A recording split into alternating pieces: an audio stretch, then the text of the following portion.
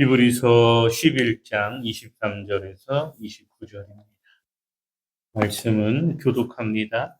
믿음으로 모세가 낳았을 때에 그 부모가 아름다운 아임을 보고 석 달 동안 숨겨 왕의 명령을 무서워하지 아니하였으며 믿음으로 모세는 강성하여 그의 공주의 아들이라 칭함받기를 거절하고 도리어 하나님의 백성과 함께 고난받기를 잠시 죄악의 낙을 누리는 것보다 더 좋아하고 그를 위하여 받는 수고를 모든 부하보다 더 큰 재물로 여겼으니 상 주심을 바랍니다. 믿음으로 애굽을 떠나 왕의 노함을 무서워하지 아니하고 곧 보이지 아니하는 자를 보는 것 같이 하여 참았으며 믿음으로 이웃들과 이익 있는 예식을 좋아하였으니 이는 장자를 변하는 자로 그들을 건드리지 않게 하려 하는 것이며 29절은 함께합니다.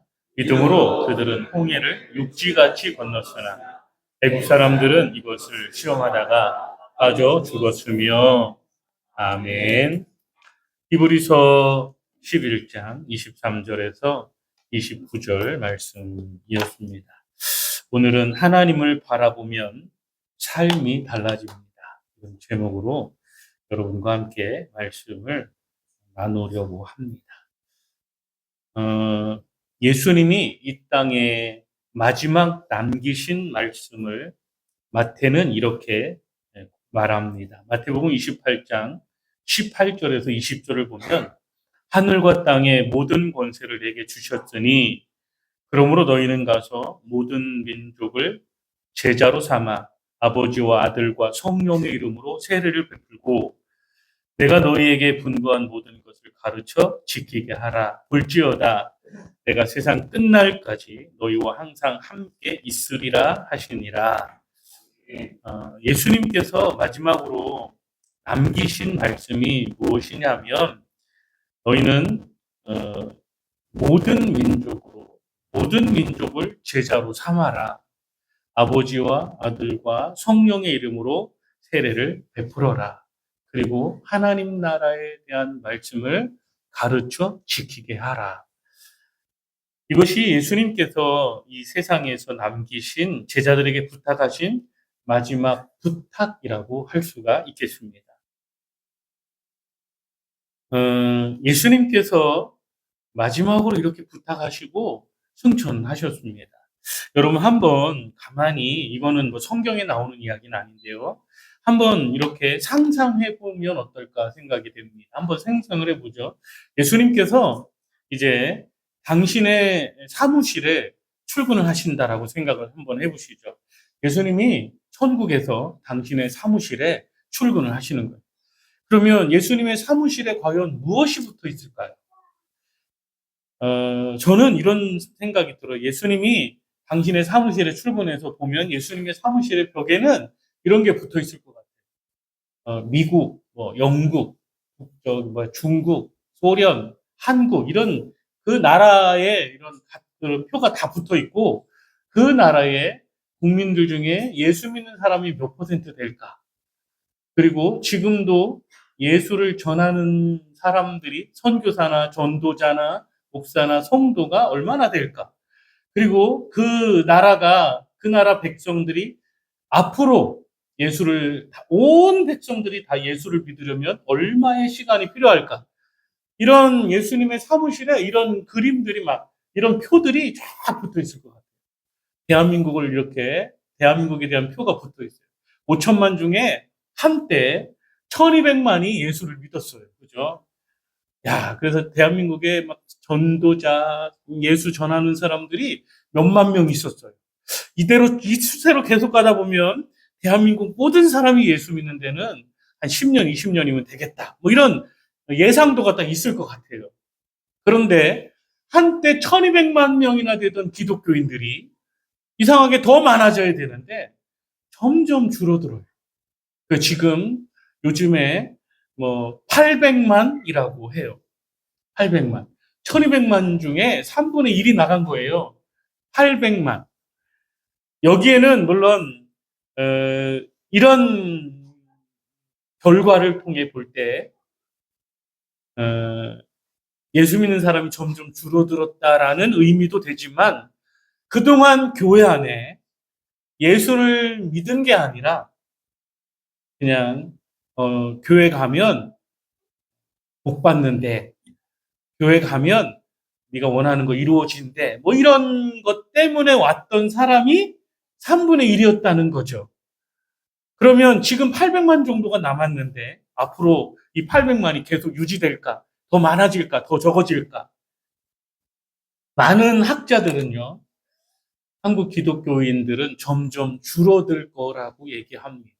왜냐하면 많은 성도들이, 예수 믿는 많은 성도들이 하나님의 구원의 은혜에 감사해서 또 예수 그리스도의 십자가로 구원받은 그 구원에 감격해서 신앙생활을 하는 사람들도 있지만 아직도 많은 사람들이 의미 없이 교회 가고 태어나 보니 엄마 아빠가 예수 믿는 사람이야. 그래서 그냥 어려서부터 교회 출근하다 보니까 출석하다 보니까 나도 모르게 그냥 계속 습관처럼 교회 가는 그런 경우도 있고, 아니면 가정의 평화를 위해서 하도 옆에서 마누라가 교회 가자 막 들쑤시니까 가정의 평화를 위해서 교회 나오는 그런 사람들도 있고, 그래서 아직도 대한민국의 기독교인이 800만이지만 그 중에 많은 수가 예수를 모르는 사람들이 아직도 많이 있다, 저는 그렇게 보거든요. 그러다 보면 시간이 지나면서 점점 더 기독교인이 줄어들 것 같아요. 이 모습을 주님께서 그 그래프에서 이렇게 보시면서 야, 대한민국 너 분발해야 돼. 너 도대체 뭐 하는 거야? 이렇게 말씀하지 않을까? 오늘 저와 여러분을 향해서 너희들 도대체 뭐 하니? 이렇게 말씀하고 계시지 않을까? 이런 상상도, 이런 생각도 해보게 됩니다. 예수님께서 하신 말씀처럼 마지막 주님의 소망은 모든 민족으로 제자를 삼고 아버지와 아들과 성령의 이름으로 세례를 베풀고 잘 가르쳐서 하나님 말씀 따르게 하고, 이게 주님께서 제자들에게 하신 마지막 말씀이에요. 그 말씀이 오늘도 그대로 유효해요. 우리에게도 그대로 유효하죠. 그러니까 주님의 관심사는 이 세상을 사는 사람들이 예수 믿는 게 주님의 관심사인 거예요. 주님의 관심사는, 주님이 바라보시는 것은 온 세계 사람들이 예수 앞에 돌아오는 것을 주님이 바라보시는 거예요. 그렇다면 예수 믿는 우리들은 무엇을 바라보아야 할까? 예수 믿는 우리들은 무엇을 바라보아야 될까? 예수 믿는 우리는 우리의 주님이신 예수 그리스도를 바라볼 수 있는 그런 신앙인이 되어야 합니다. 예수 믿는 우리는 우리 아버지 되신 하나님을 바라볼 수 있는 그러한 신앙인이 되어줘야 되는 거죠. 오늘 제목, 하나님을 바라보면 삶이 바뀝니다. 그것처럼 우리가 신앙생활하는 우리가 하나님을 바라볼 수 있는 그러한 신앙인이 되어야 하겠습니다. 하나님께서 아브라함에게 나타나셨습니다. 그리고 아브라함에게 말씀하자. 아브라함아, 하늘의 별을 봐. 그리고 또 어느 날은 아브라함을 데리고 바닷가에 가셔서 아브라함아, 이 바닷가에 있는 모래알을 봐봐. 저 하늘에 수많은 별이 있지 않니? 네 후손이 이와 같을 거야. 이 바닷가에 수많은 모래알이 있지 않니? 네 후손이 이와 같을 거야. 그리고 아브라함은 그날부터 뭘 바라봐요? 하늘을 볼 때마다 별을 보는 거예요. 아, 하나님이 약속하셨지. 내 후손이 저렇게 많을 거야. 만약에 아브라함이 바닷가에 갔다면 바닷물을 보는 게 아니라 해변의 모래알을 봤을 거예요. 하나님이 우리 후손이 이렇게 많게 하실 거라고 약속하셨지. 그런데 여러분, 성경을 계속 우리가 보면 어때요? 하나님이 약속하셨던 그 말씀처럼 아브라함의 후손이 하늘의 별처럼 많아졌어요. 아브라함의 후손이 바닷가의 모래알처럼 셀 수 없을 정도로 많아졌어요. 하나님의 약속을 믿고 바라봤더니 그때 아브라함에게 자식이 있었어요, 없었어요? 자식이 한 명도 없었어요. 그런데 하나님의 약속을 믿고 바라봤더니 후손이 하늘의 별처럼 바닷가의 모래알처럼 많아졌어요. 하나님의 약속을 바라봤어요. 하나님의 약속을 바라본다는 것은 하나님을 바라보는 것이에요. 여러분 모두 하나님을 바라볼 수 있는 하나님의 귀한 성도들이 되어지기를 예수님의 이름으로 축복합니다. 이스라엘 백성들이 가장 존경하는 지도자가 2명 있습니다. 한 사람은 모세입니다. 또 한 사람은 다윗입니다. 그런데 오늘 본문은 모세에 대해서 말씀하고 있습니다. 모세는 애굽의 왕궁에서 40년 동안 살았습니다. 애굽 왕궁에서 애굽의 최고 학문을 공부하면서 온갖 부귀영화를 누리며 40년을 살았습니다. 40에 애굽의 모든 학문을 통달하고 정말 애굽의 차기 왕이 될 만한 그런 인물로 성장했습니다. 그런데 어느 날 모세가 바라보는 게 달라졌습니다.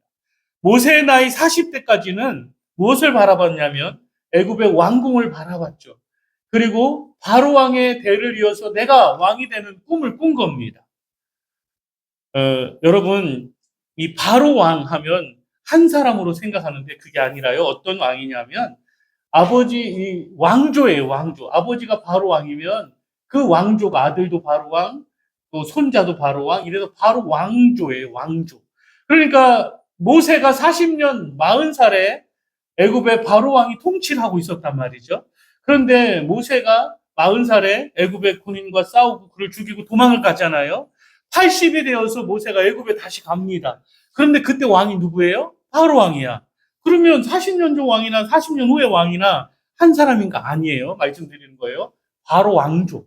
그래서 이때 바로 왕조가 몇 명인지는 정확하게 제가 잘 체크를 못 해봤는데요. 바로 왕조가 막 한 10대, 20대까지 내려가면 이 왕조가 다 바로 왕인 거예요. 그러니까 모세가 애굽에서 바로 왕의 뒤를 이어서 왕이 되는 거예요. 왕이 되는 꿈을 꿨어요. 그럼 모세가 왕이 됐으면 모세는 이름이 뭐였을까요? 바로 모세. 그러니까 바로 왕조의 모세 왕인 거예요. 그러니까 바로 왕이었을 거예요. 그런데 40에 돼서 40이 돼서 모세가 바라보는 게 바뀌었어요.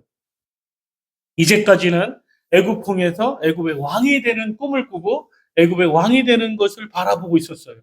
그런데 40이 돼서 이스라엘 백성들을 바라보기 시작했어요. 야, 저 사람들이 내 민족인데 이렇게 고통당해? 이렇게 괴로움 당해? 그들을 바라보기 시작했어요. 그러니 모세의 꿈이 바뀌어 버렸어요.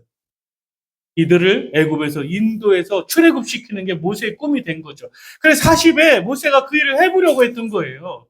근데 그때는 너무 혈기가 있고 할 수 있는 그런 어떤 사람이 될 수가 없었죠. 그래서 하나님이 모세를 광야로 이끌고 가셔서 40년 동안 훈련을 시키시는 거죠. 그러면서 40년 동안의 훈련에 하나님만 바라봐라. 네 힘으로 하는 거 아니야. 네 지혜로 하는 거 아니야. 네 능력으로 하는 거 아니야. 하나님만 바라봐. 하나님의 힘으로 해야 돼. 하나님의 은혜로 해야 돼. 하나님의 지혜로 해야 돼. 그래서 40년 동안 모세가 광야에서 훈련 받는 거예요. 하나님만 바라보는 훈련을 받는 거예요. 바로 왕궁에서 계속해서 왕궁의 왕을 바라보고 왕이 되는 꿈을 꾸고 그랬다면 모세도 바로 왕이 될 확률이 있었어요. 그러나 모세의 눈이 달라졌죠. 하나님을 바라보는, 하나님의 백성을 바라보는 그 바라봄이 바뀌니까 모세 인생 자체도 바뀌는 거예요. 사랑하는 여러분, 우리가 무엇을 바라보느냐가 이렇게 중요한 거예요. 언뜻 보면 모세가 계속해서 왕궁의 그 바로왕을 바라보고 바로왕의 대를 이어서 바로왕이 됐으면 애굽의 왕이니까요. 모든 권력을 쥐고 있는 왕이니까 얼마든지 권력을 다 행사할 수 있을 거 아니에요. 지금 하고 싶은 대로 했을 거예요. 그럼 이스라엘 백성들 내보내라 뭐 이렇게 했을 수도 있을 거예요. 그런데 하나님은 그렇게 하기를 원치 않으셨어요. 예전에 김영삼 대통령이 있었습니다. 그분이 대통령 되기 전에 간증 집회를 왔었어요. 제가 그 간증 집회에 있었어요. 또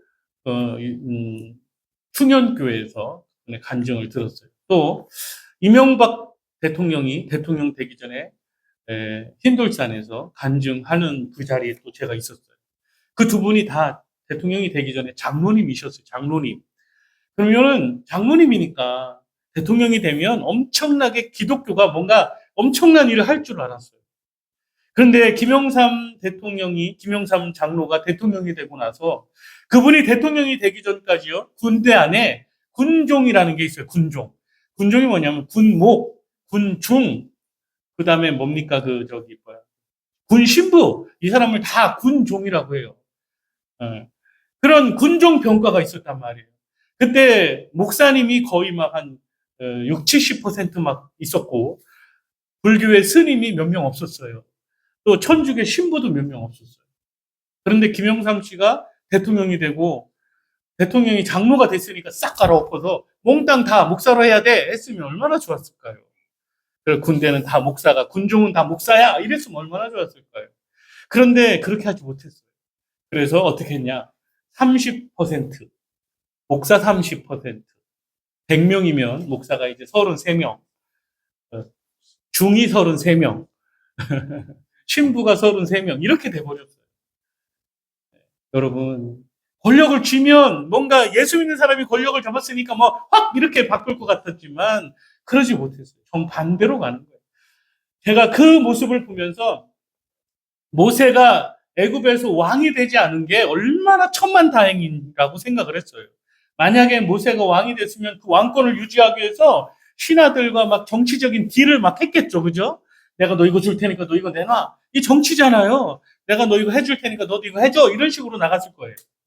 그렇다면 이스라엘 백성들을 애굽에서 출애굽시키는 못했을 거예요. 왜냐하면 이스라엘 백성들이 애굽에 성을 짓는 일에 또 왕궁을 짓는 일에 도로를 닦는 일에 모든 이스라엘 백성들이 동원돼서 맨날 중노동하고 있었는데 그 백성들을 다 내보내면 그거 누가 할 거야? 옛날에 개그맨이 소는 누가 키울 거야, 그죠? 소는 누가 키울 거야? 일할 수 있는 사람이 없는데 그렇게 됐을 거예요. 그럼 못 보냈을 거예요. 근데 광야에 가서 하나님만 바라보고 훈련받고 나니까 애굽은 더 이상 모세의 안정이 없는 거죠. 하나님의 백성들을 끄집어낼 수 있는 사람이 된 거예요. 네. 우리가 그래서 세상 권력, 이 엄청난 권력을 내가 잡으면 뭐든지 내가 할 수 있을 것 같지만 절대 아니에요. 정반대로 가는 거예요. 그래서 우리가 신앙인은 어떻게 해야 돼요? 세상의 권력이 아니라, 세상의 명예가 아니라, 세상의 물질이 아니라 신앙인의 시선은 하나님을 봐야 되는 거예요. 그래야 하나님의 뜻을 따라 나아갈 수 있는 거죠. 하나님을 바라보면 삶이 달라집니다. 이 제목으로 말씀을 3가지만 전하려고 합니다. 첫째는 하나님을 바라보면 우리의 생각이 바뀝니다. 이런 예화가 하나 있어요. 어떤 어머니가 암이 걸렸어요. 암이 걸려서 병원에 누워서 세상을 떠날 날만을 기다리고 있었습니다. 그런데 어떤 분이 병문안을 오면서 화분을 하나 사왔는데 꽃이 있는 화분을 하나 사온 거예요. 근데 여러분 꽃이 어때요? 꽃이 일주일만 지나면 어때요? 다 시들어요. 한 며칠 지나니까 꽃이 시들기 시작을 하는 거죠. 그래서 이 어머니가 딸에게 저것 좀 내다 버려라. 저 꽃이 시드는 게 꽃 내가 시드는 것처럼 보인다. 그럴 수 있어요. 그죠? 그러니까 딸이 이렇게 대답하는 거예요. 엄마, 내가 일부러 버리지 않았어. 왜? 엄마, 저 꽃을 보면서 꽃이 시들거든. 엄마 몸 안에 있는 암세포가 시들어간다고 생각하면서 바라봐. 딸의 그 말을 듣고는요, 생각이 바뀐 거예요. 이제까지는 꽃을 보면서 꽃이 시들면 내 인생이 시드는 거라고 생각을 했는데, 그 말을 듣고 나서 꽃이 시드는 거 보니까 내 암세포가 내 몸에서 시들어져 가는 것으로 생각을 하고 바라보니까 너무 좋은 거예요. 시들면 시들수록 좋은 거예요. 여러분 이해가 되시죠? 꽃이 시들면 시들수록 내 몸에 있는 암세포가 시들어간다라고 생각해서 바라보니까 시들면 시들수록 좋은 거예요. 이게 뭐예요?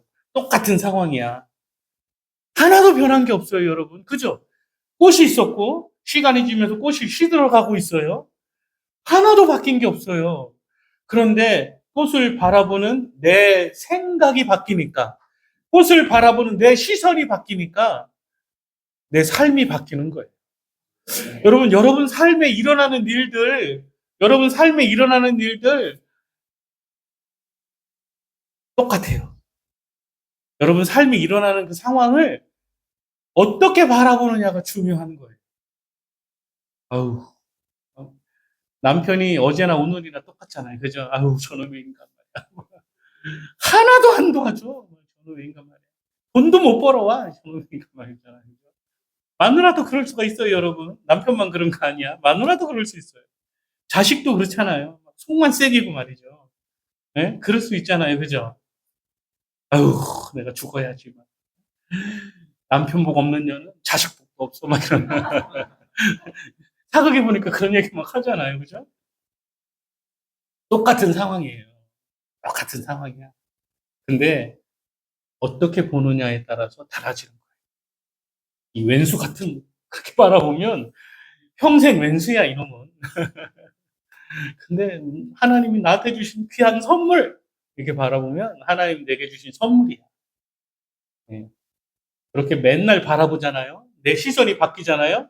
어느 날 남편이 바뀌어 있는 것을 알게 돼요. 여러분, 기도할 때 그렇잖아요. 하나님께 막 기도 열심히 했어요. 그러면 여러분 경험해 보셨나요? 하나님께 열심히 이 상황을 좀 바꿔달라고 열심히 기도했어요. 제일 먼저 바뀌는 게 뭘까요? 우리가 열심히 하나님께 기도하면 제일 먼저 바뀌는 게 뭔지 아세요? 내 시선이야, 내 시선. 내 시선이 바뀌고 내 생각이 바뀌는 거예요. 삶은 똑같아. 상황은 똑같아. 그런데 내 시선이 바뀌어. 내 삶이 바뀌어. 그러면요. 그렇게 그거부터 바뀌기 시작하면 시간이 지나면서 이 상황이 바뀌는 거예요. 이 기도 응답의 기본적인 모델이에요. 우리 하나님을 바라보면 하나님을 바라보는 성도의 시선이 바뀌고 그러면 생각이 바뀌는 거예요. 똑같은 상황인데 하나님을 바라보고 하나님을 의지하며 똑같은 상황인데 내 생각이 바뀌어요. 어제는 원수였는데 오늘은 사랑하는 사람이 될 수 있어요. 아멘. 네, 하나님을 바라보는 귀한 성도 되기를 축복합니다.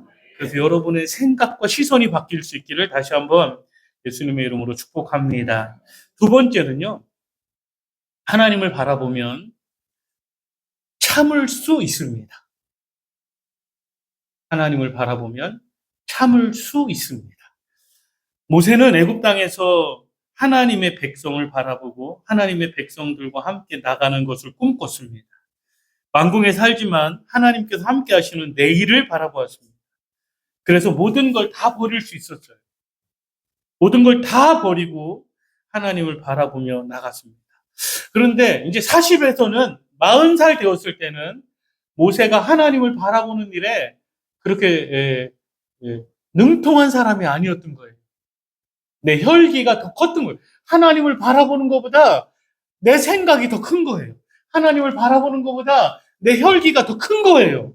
그러니까 여러분 40살에 애굽의 백성과 이스라엘 사람들이 막 다툼을 일으켰을 때 모세가 중재한답시고 뭘 했어요? 사람을 죽여버렸어. 혈기가 있으니까.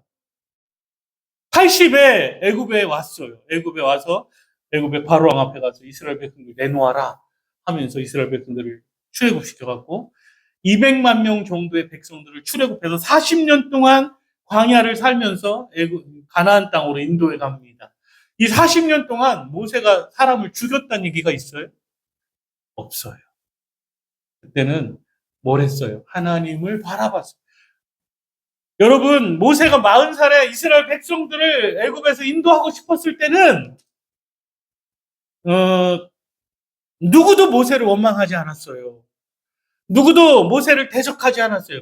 오직 애굽의 왕과 애굽의 권력을 가진 자들만 모세를 대적했어요. 그런데 40년 후에 나이 80이 돼서 이스라엘 백성들을 애굽에서 인도해서 가나안 땅을 향해 가는 그 광야 40년 동안은 모세를 대적한 사람들이 누구예요? 백성들이에요, 백성들. 요만한 일만 생기면 어떻게 모세를 향해 손가락질하면서 네가 우리를 여기까지 끌고 나와서 죽게 하잖아. 거기 있었으면 먹을 것도 많았고 거기 있었으면 따뜻했고 거기 있었으면 우리가 생명이 굶어 죽지 않았고 거기 있었으면 우리 자식들이 못 입고 헐벗지 않았을 거야. 근데 네가 끌고 나와서 우리 다 죽게 생겼잖아. 이게 광야 40년 동안 이스라엘 백성들이 한 일이에요. 모세를 향해서 손가락질하고 원망하고 불평하고 계속해서 일만 한 거예요. 그때 모세가 40대 그 혈기가 있었으면 어떻게 했을까요? 백성들과 칼 갖고 싸웠을지도 몰라요. 그런데 그때 모세가 무슨 일을 해요? 하나님께 기도하는 거예요. 하나님 이걸 어떻게 해결해요? 가장 극단적인 예를 들어서 애굽에서 출애굽하고 막 이스라엘 백성들이 출애굽할 때 얼마나 신났어요. 막 찬송하며 신나서 출애굽을 했어요. 나온 지 3일도 안 됐는데 뭐가 막혔어요? 앞에는 홍해 바다가 있고 뒤에는 애굽의 군대가 추격해 와. 그러니까 이스라엘 백성들이 뭘 했다고요? 원망하고 불평하는 거예요. 그때 모세가 한 일이 뭐예요? 하나님을 향해 기도하는, 하나님 이걸 어떻게 해결합니까? 하나님께 네 손에 있는 게 뭐니? 지팡이입니다. 바다를 가리켜. 그대로 되잖아요. 바다를 가리켰더니 물이 갈라지고 백성들이 다 그 물을 육지같이 건너갔잖아요. 네. 혈기를 가지고는 안 되는 일이었던 거예요. 하나님을 바라보니까 참을성이 생기고, 하나님을 바라보니까 인내가 생기고, 그 참고 인내하니까 길이 열리고, 하나님께서 그와 함께 하시는 거예요. 또 다른 예가 뭐예요? 그 일이 있은 후에 홍해 바다를 막 이스라엘 백성들이 찬송하며 건넜어요. 얼마나 신나요. 여러분, 홍해 바다를 한번 그려봐요. 홍해 바다가 꽉 막혀 있었는데 모세가 팔을 지팡이를 드니까 홍해 바다가 쩍 갈라져. 그 백성들이 그 바다 가운데로, 여러분 바다 들어가면 뭐가 있어요? 진흙 있잖아요. 진흙. 그죠? 근데 백성들은 어떻게 지나갔다고요? 바다 가운데로 육지같이, 일반 도로같이 지나가는 거예요. 갯벌이 아니라 일반 도로같이 지나가는 거예요. 애굽의 군대가 따라 들어왔다가 애굽의 군대들은 어떻게 됐어요? 따라 들어오자마자 갯벌에 빠져서 바퀴가 막 빠지고 앞으로 나가지 못하는 거예요. 그리고 물이 합쳐져서 죽었잖아요. 근데 이스라엘 백성들은 그렇게 안 했어요. 갯벌이 아니었어요. 이스라엘 백성들이 지나갈 때는 아름다운 길이 됐던 거예요. 그리고 예전에도 제가 그런 말씀 드렸던 생각을 해보시죠. 양옆에 벽이, 이게 뭐예요? 벽이 수족관이야, 수족관. 여러분, 수족관 가면 막 온 물고기들이 막 헤엄치는 게, 이스라엘 백성들이 바다 가운데로 지나갈 때 양쪽 벽이 수족관이에요. 다 보여. 근데 그 수족관은 손을 집어넣으면 고기를 꺼낼 수 있어. 그래서 막 집어서, 아, 이거 광어? 먹으면서 지나가는 거예요. 우럭! 막 먹으면서 지나가는 거예요. 물론 그렇다고는 안 나와 있어요. 그런데 생각을 한번 상상을 해봐요. 이스라엘 백성이 그 바다, 홍해 바다를 지나가는데 양옆에 벽이야. 유리벽이 아니라 그냥 벽이야. 물벽이야. 손만 집어넣으면 물을 얼마든지 고기를 잡아먹을 수 있는 거예요. 생각해봐요. 어떤 물고기는 거기가 물길인 줄 알고 튀어나왔을 수도 있어요. 그죠? 아이고, 생선이 한 마리 튀어나왔네. 이거 맛있는 생선 끄집어 먹어보면서 백성들이 건넜을 수도 있어요. 성경은 그렇게 말씀하지 않아요. 그냥 상상해 보는 거죠. 그래서 모든 백성이 홍해 바다를 다 건넜어요. 그러니까 막 모세 여동생이 소고하고 옷을 예쁜 옷을 입고 막 소고치며 춤추며 하나님께서 우리를 건너게 하셨다고 찬양하고 난리가 난 거예요. 그리고 그 일이 있은 후에 3일 만에 백성들이 또 뭐가 없어요? 마실 물이 없는 거예요. 마실 물. 여러분, 마실 물이 없어요. 음식은 40일 동안 안 먹어도 안 죽어요. 40일 금식기도 하는 분들 보면 40일 동안 음식 안 먹어도 막 멀쩡해. 근데 물은 어때요? 물은 한 4, 5일만 안 먹으면 갈증이 쓰러져요. 더 심한 건 뭐예요? 공기. 우리가 숨은 4분만 안 쉬어도 다 죽어. 여기 4분 이상 숨 참는 분이 내 전 재산 다, 거기까지는 안 갔고. 숨은요, 4분도 못 참아. 네. 근데 우리는 이 중요한 산소는 무료로 다 공급받아. 그 중요한 물은 땅만 파면, 우리나라 얼마나 복된 나라인데 땅만 파면 물이 나오네? 그렇게 이것 중에 가장 안 중요한 먹는 것 때문에 여러분 목숨 걸잖아. 그죠? 목숨 걸고 먹는 것 때문에 목숨 걸고 싸우잖아. 어쨌든 그 일이 있은 후에 이스라엘 백성들이 3일 정도 가니까 목이 마른. 그리고 보니까 물이 없네? 그리고 이스라엘 백성들이 그들의 주특기가 뭐예요? 원망하고 불평하고. 여러분, 이게 사실은 이게 우리의 주특기가 뭐예요? 조금만 무슨 일 있으면 우리의 주특기가 뭐예요? 힌트 줬잖아요. 왜 주특기가 뭐예요? 조금만 무슨 일 있으면. 그치. 우리가 조금만 무슨 일, 하나님 살아계시면 어떻게 이럴 수 있느냐고 이런 얘기 하잖아요. 조금만 무슨 일 있으면 하나님, 내가 하나님을 얼마나 사랑했는데 어떻게 나한테 이러실 수 있어? 이게 우리 주특기잖아요. 이스라엘 백성들이 광야에서 그거 한 거예요. 그때 모세가 뭐 했어요? 그들과 싸운 게 아니라 또 하나님께 나가서 기도했어요. 하나님 어떡합니까? 그러니까 하나님이 모세야, 저 반석을 네가 네 지팡이로 두드려. 반석을 두드리니 거기서 물이 솟아나왔어요. 온 백성이 다 먹고 마실 그 물이 솟아나왔어요. 하나님을 바라보니 참을 수 있게 됐어요. 사랑하는 여러분, 하나님을 바라보면 삶이 바뀌어요. 인내할 수 있게 돼요. 참을 수 있게 돼요. 마지막, 하나님을 바라보면 행동이 바뀌는 거예요. 생각이 바뀌고 또 참을 수 있는 사람이 됐습니다.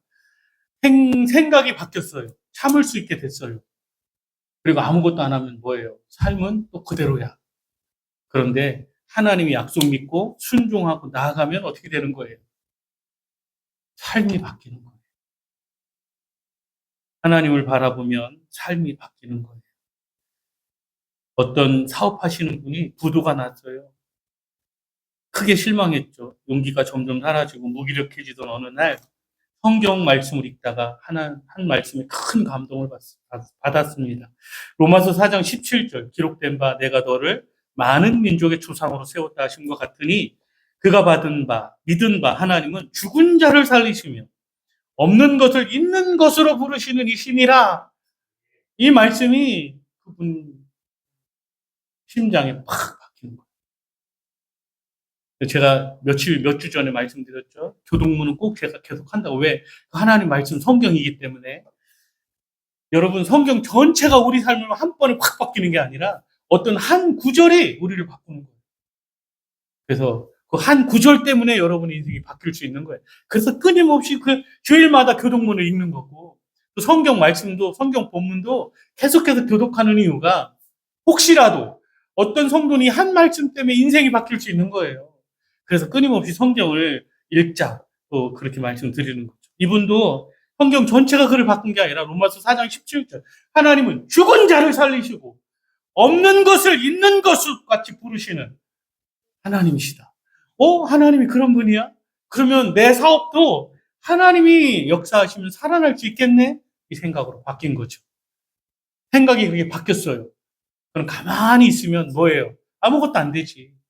생각이 바뀌었으니 어떻게 해요? 그러면 해야지. 사업을 시작을 했어요. 그래서 그분의 사업이 완전히 새롭게 일어나는 그러한 역사가 있었다는 겁니다.